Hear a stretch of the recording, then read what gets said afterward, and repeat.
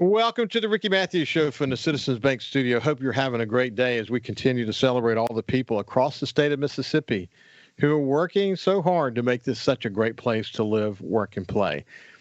So, as I've said many times during this month, January, this January 2025 represents 5 years of doing this show. 5 years, over 1,400 conversations.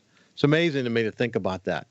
I've really enjoyed every single minute of it because I've had the opportunity to learn so much. And what I've learned from my guests has really helped inform me about things like raising the bar and what we should be proud of in coastal Mississippi, et cetera. It's just been a really terrific journey. And I mentioned a week or so ago that I started, I just wrote 3 chapters. If I were going to write a book about my experience with this show, what would I say? And I wrote 3 different chapters to the book. And one of the chapters, I pointed out that people like Julian Rankin has helped teach me so much about why we should love living here. And in fact, it's not why we should, it's why we love living here, because he talks about our connection with landscape and art and the work that he's doing, really by extension, the work that I'm doing about connecting us together in this community. And it's been terrific. And I specifically pointed out Julian out of 1,400 conversations. I wanted to point his contribution to this show out in a very specific way because I think he's extremely articulate and he does a great job as the executive director for the Walter Anderson Museum of Art. So we're going to catch up with Julian today. But first of all, let me say welcome back and hello, Julian. Thank you, and congratulations. It's been wonderful to be a part of the show and just to see what you've done to bring so many voices, create a platform for all of us to connect, like you're saying, and paint the picture. Well, thank you for your inspiration. Because if you look back, I don't know how many times we've been together on this show, but it's been a bunch. You know, the way you've taught me a lot to begin with, but in some ways it's actually changed the way I communicate. It's just changed the way I talk about coastal Mississippi and why this is such a special place to live, work, and play. And I really appreciate that. So every time we're together, I'm a human sponge. But you never wanted, from the day you entered that job, you never wanted the Walter Anderson Museum of Art to be just a museum. Yeah, I mean, to be a static museum that's not going out of its way to find ways to connect with the community in the way that you're doing and the growth vision that you have for that, which we'll get into here in just a second. But you have to look back on your time. You've learned a lot, and you've been extremely actionable about what it is you hoped and what your board hoped to achieve. And you have to look back with some pride that you've arrived at a place where you've really, stepped up the role that Walter Anderson Museum plays in creating a better community. Yeah, and to your point, I mean, it's more than late 2018. So, we've 6 full years in terms of our fiscal years, and now we're into the 7th. And, I learned so much and continue to learn from all the other folks down here, the way we talk about the cross-sector relationships. And, none of us are really siloed, but the idea that we all get tied up in whatever we're working on. So much of what we've done, if you're talking about the capital expansions that we're building, the funds that have helped fuel that, the only way we even know about those things, the restoration world and creative economy, the blue economy, economic development, our trustees, folks like you, all across not just the coastal counties, but across the state, the legislature. I mean, I've had to learn, on the go. And but to your point, the Walter Anderson legacy, it's not just specific to us, but it's even more pronounced because he was such a connector of his own right and an explorer beyond the walls. So I think the operating philosophy for us is that the artwork is just the beginning. The object is just the beginning. It's really about the relationships and the spaces that we can create for communities to come together. And that really requires all of us to understand that we're neighbors, we're collaborators, we're all creatives in one way or another, whether we know it or not. And I just thank everyone from our board to the members to the students who've worked on National Geographic environmental films with us, all the different ways that people plug in. That's the only way we can do what we do. Well, listen, Vicki Barrett and I worked together for a number of years at the Sun Herald and then in Alabama as well. And I remember when she was on the board and they selected you and made the offer to you. Remember what she said? She said, "I cannot wait for you to meet Julian Rankin." And at the time, I thought, well, that's cool. I mean, if she's high on you, then it's you must be special. But I don't know that I fully appreciated it. And now that you and I've had this opportunity over the past 5 years to spend time together, it's been terrific. But listen, for people who have not heard us talk before, let's just build a little bit of a foundation. I want you to talk about the museum specifically, but then how your outreach is different, or how your outreach is making this museum come to life in so many different ways. Yeah, so I think for us, we have a unique collection because of Walter Anderson that's very much focused on environment. And being here on the Gulf Coast, you can't escape the relationship to the water, to the sound, to the Gulf, to the rivers, and just to nature generally. And so that's really helped us position ourselves, to tell the story of why culture matters. And that's everything from foodways and, the seafood industry, Biloxi, you talk about that history. So culture, which bridges into collective identity of why we, want to move here, but then it also spans into, environmental conservation and restoration and marine education. And so I would say for people who don't know about what we do, it all starts with art and Anderson's own explorations, but it's really devoted to finding opportunities in the contemporary landscape, in the moment. What are the needs? What are the environmental issues? What opportunities to, inspire students to become stewards of this place? One example is we have a big program that's funded by the National Academy of Sciences, and we work with middle grade students all over the coast. And so one of the things that we're unveiling soon in Moss Point, we worked with some Moss Point School District students, and they went out with the Grand Bay near the National Estuarine Research Reserve and USM, and went out on boats and learned about their estuaries and also the flooding that Moss Point has to contend with because of the river. And they learned to document their community and speak up about some of the solutions that are coming in, public monies that are coming to build, bioswales and green infrastructure. So if you think about what that means, there's an inquiry and there's an investigation and an education for the students, but it's all connected to learning about how the world works, what funding mechanisms are helping solve problems in their community. And that's one example of kind of a science sector. But the same thing is true if you talk about the public artwork we do when we work with career tech welders at high school campuses across the coast. It's about applied skills. It's not just about creating something, a design or what have you. It's about finding an application for it in the real world. And so whatever age group that is, I think that's the big piece for us is it has to be activated today. It's not just about preserving the work, although all museums do that. It's really about finding the connection points, and that's where our outreach really happens. It's really cool to hear that story, and it's interesting that when you can create programs like that and get kids involved, you never know where that connection is going to be made or where that mind's going to be opened up. And it could lead to all sort of places. I mean, it could lead to great artists. It could lead to great architects. It could lead to great doctors.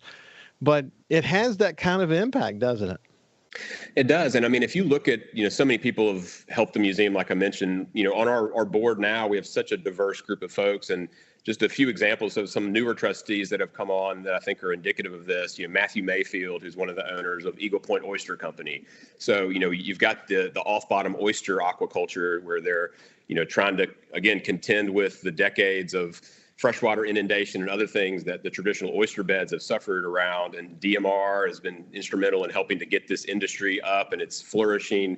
And that same, business, that economy that's happening has been the source of some of our students who work with our National Geographic funded programming, which is all about filmmaking and finding solutions to issues. That we had a student who finished top 15 in this global competition because she was focused on oyster cultivation, using that process to build her own oyster beds, but spoke with Eagle Point Oyster Company. So you have, National Geographic, a global entity and media platform that's finding really powerful stories in our students, our local homegrown economies and societies and communities. And that to us really goes back to the Walter Anderson idea that in our backyards is where the magic happens.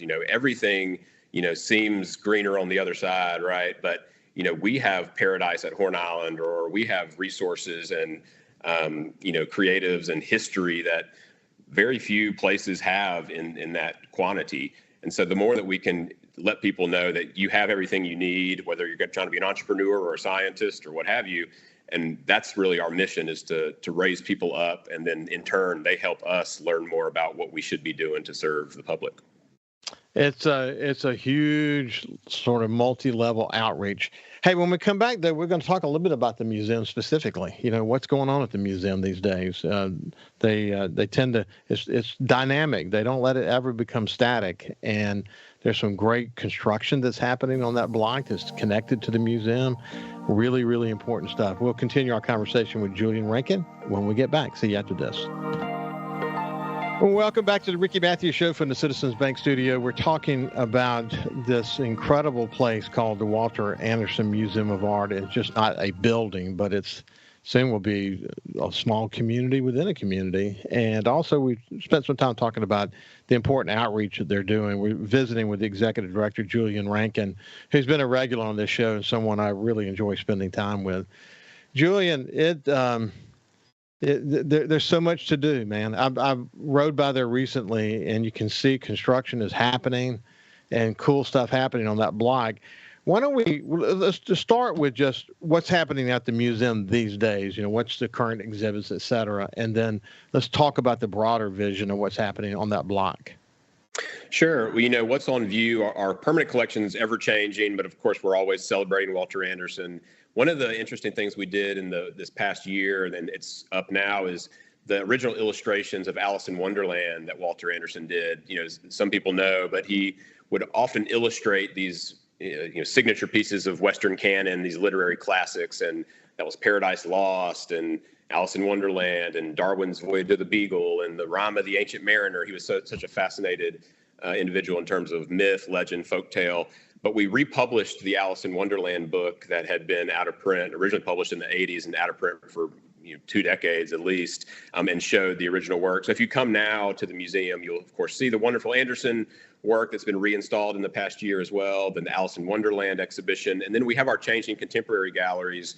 We just wrapped up a beautiful contemporary show about the live oak, and now we have a local coastal artist, Mary Louise Porter, has beautiful landscapes of the region. And so there's a ever-rotating schedule of those, in addition to the more regular Walter Anderson that you'll see. But like you said, the museum's kind of growing, and we're working on extending that museum experience to the other campus amenities that are really about to come online. But, I think I would just say for our team, our curatorial staff, everything's just getting freshened up, right? So from the moment you walk in the door, you can feel that this place is continuing to grow. We're more than 30 years old. So, if we had all the money in the world, we need to redo the bathrooms. There's always things that need to be updated all the time. And so we're going down the list. And as we're building these multi-million-dollar campus expansions, we're also caring for and refreshing all the ways that the flagship museum building presents itself to the public. And one of the things I'll say, which I would really encourage people to come experience, is we just wrapped up and put out this beautiful audio guide. So now if you're going to the museum, you can check out these headphones and such. And this was something that we did with some group in New Orleans. We did all this research with the family. And so there's dramatized readings, actual oral histories from the family, and really almost like a audio narrative. It's not just documentation and there's like a tour guide talking to you. There's voiceover actors and people occupying these roles. And so people who have listened to that going to the museum, it's really given them a whole nother experience of that auditory that really enhances the visual. So these things are just continuing to develop. Our team is really doing a great job. Hey, listen, we recently did a trip to Yellowstone. This is our 3rd or 4th time to go back to that area. And now they're using technology, GPS guided technology to help you. You can make a turn while you're in Yellowstone, and it will say, I noticed that you took a turn, you're headed toward it, and it starts telling you about it and all the history related to it. And it made that trip so much better. I mean, usually we would read it to ourselves, obviously from some kind of a tour guide, but we're just trying to soak it all up and immerse ourselves with it. And it made it so cool that we could, in the moment, in that exact spot, have someone telling us what it is we're looking at, and it's so unique. And that's essentially what you've done inside the museum, and it just brings the experience to life. It makes it three-dimensional. Yeah, and we, even with this show, I mean, the idea, the way people consume information, we all have earbuds all the time, podcasts, and all these shows that have really taken over so much of our media landscape. That's the reason why, because we love to move through the world, but we also like to have someone with us. And there's this real power to having something in your ear that's giving you that great information. It's still personal. You still have your own personal journey, but it really enhances it. And so I think that's an example, of doing that in a way that we did, which is more dynamic and entertaining as well as informational. It's building upon what we see out in the landscape. What are consumer trends? I mean, these are things you have to pay attention to. How do people want their information? How do people want their experiences? And that goes into everything we do, both in the museum, but as you talk about the things we're building, we want to create spaces where people just want to be. It's not just about, let me learn something, because it's not always fun to learn, in terms of just the didactic way. But we're always learning if we spend time in places. And so we want to create spaces where people just want to exist with one another. They get what they need, whether that's food, lodging, art and culture, entertainment and concerts. And then we're all more well-rounded people because of that. And culture is a part of all of it, whether we know it or not. We have, I think I mentioned to you before, a big alligator. It's a watercolor. I think they took watercolor and updated it. That Walter Anderson did in our guest bedroom. And I find myself just staring at it, and this is for years. I find myself, when I go in there, I'll look at it. I see a little something different every time I see it. But his unique approach was just so, I mean, it really his unique approach actually has created conversations that probably would not otherwise have taken place. And that's your competitive advantage, isn't it?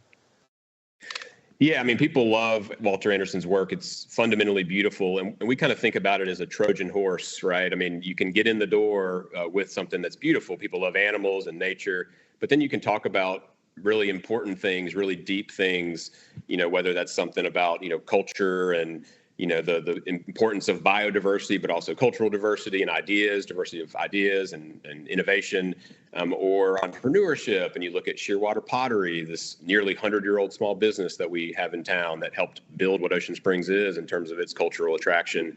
And so we think that we were just so fortunate to have Walter Anderson and the Anderson family having left this legacy. And then, like you're saying, it's up to us to put it out into practice. But the fact that people, not only yourself, but every elementary school or doctor's office has Walter Anderson block prints in there, it's because it helps anchor ourselves to the place we're from. It's beautiful. He's just such a master of line, of course, and form. And I think it just goes to the notion of form and function. Again, it's not just about creating something technical. It's about creating something that people want to live with and make a part of their life. Yeah, I wonder how many people have ventured off to Horn Island after not really appreciating what we had there and seeing some, learning some connection to it through the artwork of Walter Anderson. But I bet the number is a bunch. Yeah, I mean, there was a great Southern Living article last year where, because we do the camping trips with, others in the community who help us make it happen, and we have a history going out there and camping, they actually wanted to follow out there with them and really fell in love with it again. And so every so often you get people from outside asking, like, what's the most unique thing? How can I get the purest experience of what coastal Mississippi has to offer in terms of its environment? And one of the places you can go, of course, is Horn Island. There's some other folks in the community that just did an article about surfing the waves at Horn Island. And they had a video piece that went with it. And as part of that, it was a really awesome piece with Leif Anderson and Chris Stebley, some of the descendants. And it just shows how, whatever you're doing, whether it's recreation, we talked about fishing, off air, about the importance of, recreational fishing and getting out into nature, how that serves as a way to really engage with the natural world. Someone was telling us a story from our front desk the other day about how their father was a World War I veteran and flew an airplane after he got out of the war. And we used to take Walter Anderson supplies on Horn Island because they connected when he was flying from Pascagoula over the island. And it's just, that's what it is. It's about finding your own connection to that story. And he was such an epic, Anderson was, figure that people really respond to these stories. We all want to be the main characters in a grand adventure. And so he opens that door, and then we can go. And when we're on Horn Island or wherever we might be, if we channel that kind of memory of, our ancient ancestors, right, of exploring and crafting our own path and all those kind of archetypal things that really drive us and excite us, he gives us a way to tap into that. And that's what he was interested in, too. He thought himself just as much Odysseus from, Greek myth and legend as he was, a modern man in coastal Mississippi when he was rowing to Horn Island. And I think there's something really evocative about that idea. You mentioned Chris Debley. We have a painting of his in our guest bedroom, and you can see the influence, the Walter Anderson influence. I mean, it's not literally a chip off the old block, but there's definitely influence there. And you can tell that he must have been incredibly influenced by him early in his life. Yeah, and I mean, of course, Chris's nephew, Matt Stebley, the tattoo artist in town, he was influenced by his family, and specifically Mac Anderson, who was the third brother, Peter, Walter, and Mac, the Peter Anderson Arts and Crafts Festival. I mean, there's so many things that just ripple outward, and I think when we're actually working with the city of Ocean Springs to help design these entry sculptures to town, so these kind of massive sculptures that'll be part of town, and as we're going through the design process, we're remembering that while we're not trying to duplicate Walter Anderson designs per se, he gave us such a library to work with. So we would be silly not to lean into what he gave us, because it's what people associate with this place. It is so cool. It's so cool. Never get tired of talking about it. We'll continue our conversation with Julian right after this. Welcome back to the Ricky Matthews Show from the Citizens Bank Studio. We're visiting with my friend Julian Rankin. He's the executive director for the Walter Anderson Museum of Art and a good friend. I've really enjoyed getting to know him over the past 5 years of doing this show. Oh, hey, Julian, we're going to get back to the block and and this community within a community that's beginning to emerge. And you can remind folks what that is all about. But I'm curious, you're an excellent writer. You've written a book before. Have you been indulging with your writing lately? We're always, and I'm always communicating and writing. I haven't, dove right back into a specific large project, but I certainly write things here and there for, the kind of public consumption and journalistic platforms and outlets. But I would say, a lot of the creativity now, we're involved with so many things, and I'm involved with so many things, even beyond the museum, that are trying to concept new ideas and articulate those both through written words, but also then, with architects and landscape architects and placemaking and development. So I think it goes, what I have been, in prior years doing mostly through the written word, I'm also doing a lot of today, both through kind of oral presentation and that kind of thing, but also in terms of, trying to see how those ideas can be made real, for example, with the campus at the museum, but other things. How can you conceptually weave together a story in the real world and not just in a book? So I'm fascinated with the different ways that communication and storytelling can exist. At the same time, we're always writing grants. I'm editing things on the side for friends. So there's always book projects and things going on. I think to our point earlier about podcasting, I mean, there's some, a lot of great people out there who used to be sports writers. I think of Bill Simmons, right, who's right for ESPN. And I think for part of the reason he stopped writing so much was that his hands got tired and maybe had some finger, carpal tunnel potentially in his future. But now he does only, auditory things. And so I think that's been an interesting kind of expansion of what the story is and how to use all those other tools to tell it. But I'll always be a writer, and it's something that, while I've got my hands full in terms of taking a massive project on now, I know that'll be something I return to in the future because there's so many stories to tell. There are a lot of stories to tell, and you're a wordsmith, as I often said when I was a publisher. I saw the donation from the Spring Hotel with Joe and Jessica and Cloyd right there on the corner. What a perfect fit that their project is to what's happening, and that you call it the block, the development on the block. But why don't you give people remind them what's happening there? Right. Yes. So we have two different properties that are in various stages of construction. So we're adding 25,000 square feet of indoor and outdoor spaces. And one of these is the Creative Complex, which is a multi-million-dollar project, has a lot of public funds around it, is meant to be educational, but also experiential, a new building, native gardens. We'll do a lot of our science and maker space over there. A lot of that work will happen. But while that's been slowly going, and that's finishing up site work, so we'll be going vertical here shortly in this year. Meanwhile, we've had a property behind the museum that we acquired, and that building was a 100-year-old residence, beautiful house that we've converted into what's called the Traveler. And this will be opening in a couple of months to the public. We've done some soft openings.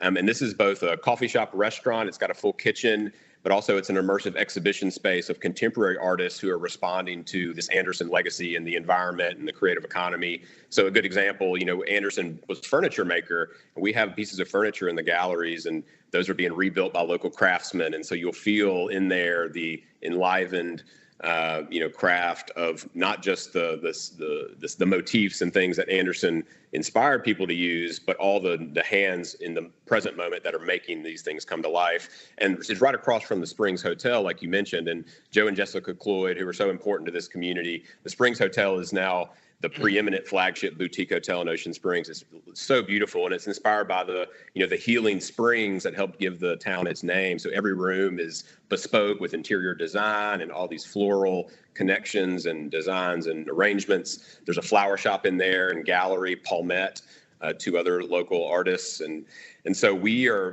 building across the street, and they made a generous donation to us. And part of it is not just to, we have these two campuses. We wanted to contain that all within one idea. And so what we're proposing and we'll be kind of putting into place here as we continue these projects and get them all online and open is just call this area the Art Block. We're at the southern end of the Arts and Entertainment District already. And so you'll be able to stay. We have lodging, but also there's the hotel, the Springs. Stay with them, please, first. But we can also, we host scholars and people in our on-site apartment. So you can stay, you can eat, you can drink, you can enjoy festivals and movie nights and go through the museum.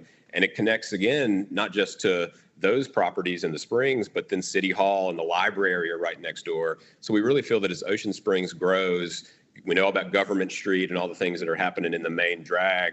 There's a real opportunity for where we are just off of that, corner of Washington and Government. Just come down a little further and you get a whole different slice of the story, a whole different way to tap into arts and culture. And it's all homegrown. And I think that's the kind of development that we need across coastal Mississippi, is to have people who see the value in these ideas. And, outside investment's always great, but we have people here who can make things happen that are authentic, and that's what people come for. So I think that's something we have to keep in mind. And that's something we hope the museum's able to do, in a way that is a model, for other places. We've done entire shows about your connection with the chef in Jackson and how that evolved into that similar connection down here and the development of this restaurant that's going to be there. But that is an exciting development, and I bet you can't wait for it to get into full fruition.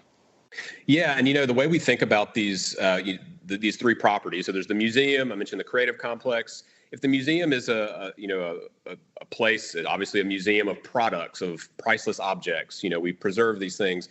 When you go over to the Creative Complex, once that's built, there'll be students and lifelong learners to be able to prototype and think about, how that manifests itself through STEM engagements, but also, through bird watching and looking at native plants and, be a little bit non-precious about the spaces you can create, get a little messy. So if that's a museum of process and experimentation, right, then the Traveler behind us is a museum of community and a shared table. So this idea that you go in there and now not only are you, sitting around the furniture that Anderson designed, but you can actually put your drink on it. It's meant to be used, just like Walter Anderson used the furniture he made for his house. And having chefs in there, and there'll be a lot of chefs who are able to use those spaces for pop-ups and otherwise. So I think we're going to see a lot of different ways that people come in, not just a single chef, but multiple over time, for catering, for events, for all the ways that we can tap into that food ways.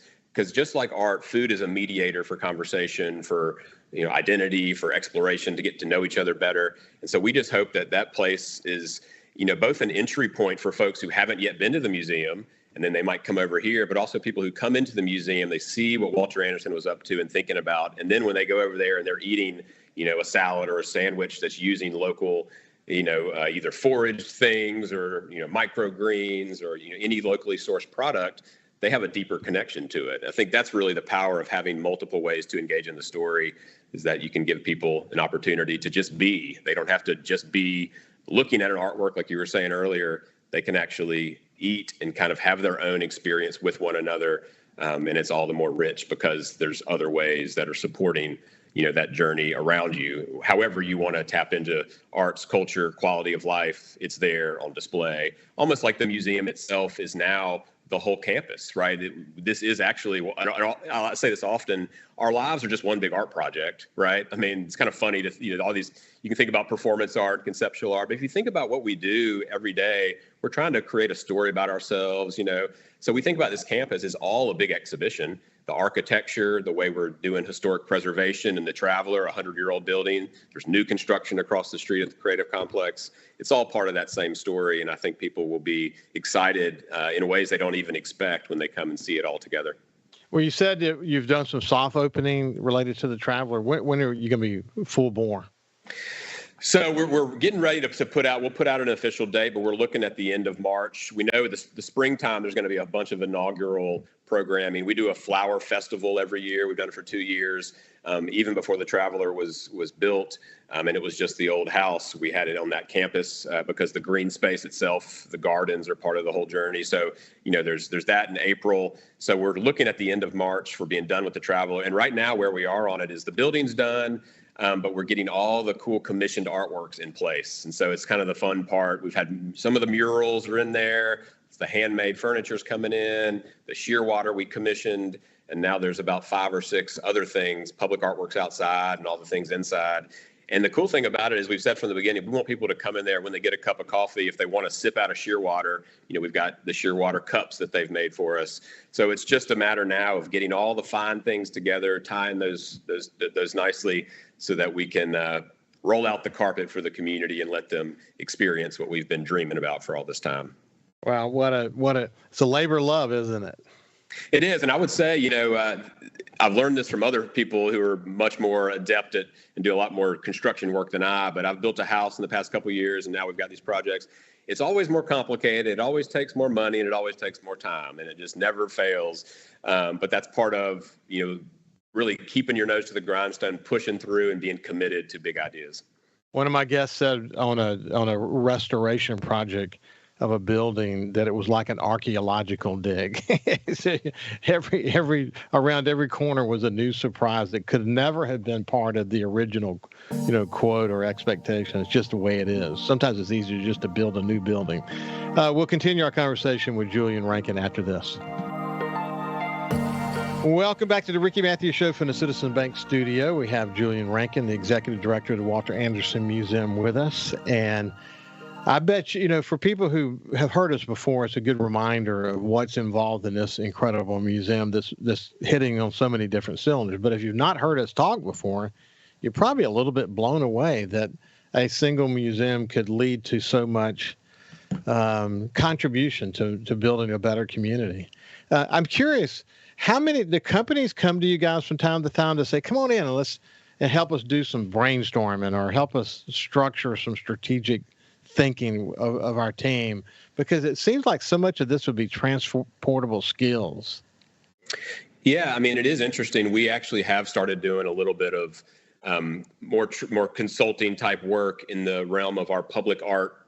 We call it our public art enterprise, and that's an educational program, or it started as one, but now we have an arm that's a little more consulting on these large scale public art and placemaking projects. And so, strategic planning, we haven't, done too much of that, although it's certainly something we could do. But I think about, we've been helping over in Biloxi, Keesler Federal Park, Keesler Federal Credit Union. We've been advising them a little on how to, create an outdoor element as they come in with the new naming opportunity. What was there? There was a sculpture from the prior name, and now how can they create a space for community to come together and celebrate Biloxi? So we're working with them and helping connect them to architects and fabricators that can build them sculptural and experiential spaces. I mentioned the city of Ocean Springs. They got some legislative dollars to put big gateway sculptures, these large entry sculptures to the north and west entrances of town. And so we're helping them project manage that. We've led community engaged design to get input from the public. And now we're in the process of helping on the schematic design, conceptual and then schematic design of what these might be. And so that's been a fun process. It's not something we planned on doing, but I think to your point, at a certain, moment, we all can see whether we come from arts and culture or economic development or, business, things that translate across those lines, and certainly helping to manage projects like this that are community focused and that help with wayfinding and accessibility, but also have an arts and cultural element that tap into tourism. It's a cool thing to be able to do some of that. You've heard of Outward Bound before, leadership training that involves climbing mountains. In the case of the experience that I did was down in the Keys, the Florida Keys, where a lot of team building exercises. We literally, they had sailboats, very large wooden sailboats. I mean, very large. And they would put us on these sailboats and say, okay, go sail. And they would have people there to keep us from killing each other. But we would have to learn how to do it. But it was a great Outward Bound experience. And they've got these all over, I think all over the world for that matter. But I could see the Walter Anderson Museum creating something like the Walter Anderson experience. And it could be a real, I think, revenue opportunity for you now that once the campus is done, to bring teams of leaders in to take them through team building exercises around, creating better senses of places, maybe within their companies or outside their companies or whatever it might be. I mean, the company could decide, but you would have such a unique approach, and you could use sort of the Walter Anderson Museum as a way to open their minds and then lead them through team building exercises and whatever else. But I see a real opportunity there, and the campus is really going to enable something like that. Yeah, no, that's really interesting. And we have had a few board members not suggest that exact thing, but just the notion of, leadership trainings and retreats, and not just because of the spaces, but like you're saying, because of the story and the connectivity, whether it's to Horn Island or other places. Once you get out of your comfort zone, which is a lot of what these things where you can really find purchase and new ideas with the team, is let's do something together, whether it's a trust fall or maybe it's, rowing in a boat together or camping or, hiking or what have you. But also thinking about this idea of leadership, like we've talked about, and entrepreneurship, and this notion of human flourishing. Like, how can we do things that are profit driven and they have good, kind of incentives and bottom lines and margins, but they're also looking at how does that contribute back into the community. This idea of kind of crop rotation, if you will, the nutrients going back into the topsoil, because that's going to birth other things that help strengthen your business. And so I think with the interconnectedness of what Anderson's philosophies were about and how our landscapes are obviously interconnected, I think this idea of leadership through that lens can be really transformative for a lot of companies and groups. So I think I'm going to take you up on that idea and flesh that out a little bit, and maybe I'll get you to lead some sessions. Leadership, there's a lot of specific skill sets that are required to do the kind of leadership training that is cutting edge, and certainly that could be done. It's all a matter of who you bring into the conversation. But something like team building is something that you can get your head around, and and what you're trying to teach is transformative team building, where you can be creative together and understand the synergies of working together, whether it's developing a product or building a better company or improving the culture of your company. That seems like it's right in the wheelhouse for the kind of work that you guys are doing. But be very interesting to watch as this all unfolds, because you're a very talented guy. You're surrounded by a bunch of talented people, and you have a mission around a very talented person. So it's pretty cool stuff. It's been a pleasure to spend some time with you, Julian. Well, thank you, Ricky. The last thing I'll say, I know we're out of time, but I learn from the people around us. Our team is new and we're growing, and so we're learning these things on the go about how can we do the best work? And it really comes down to collaboration, and appreciate your guidance along the way. Yeah, it's good. I enjoy being part of it. There's no doubt about it. So this has been Julian Rankin, the Executive Director for the Walter Anderson Museum of Art. Listen, have a great day, and we'll see you tomorrow.